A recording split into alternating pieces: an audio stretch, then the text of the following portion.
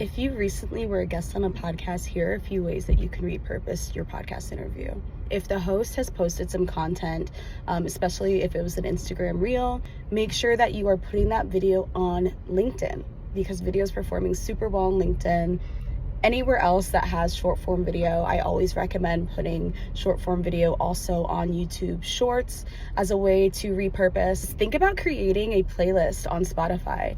You can create a playlist and it could be called your, podcast appearances, and save every podcast that you've been a guest on in that Spotify playlist of podcast appearances. Sharing that with future podcast hosts or any media pros that you want to show them some examples of times that you were speaking or times that you were a guest. That will be a really great link that is essentially like your podcast portfolio. Creating long form written content out of that episode. Use the show notes to then, post a LinkedIn article, a newsletter, a blog on your website that is talking about that episode. This is so good for SEO. To save time, I love programs like Otter or Descript so that you can either put in the video file or let some of the episode play and it transcribes it. Put the content out. You have plenty of things to post. You're just not thinking about how you can repurpose, reuse,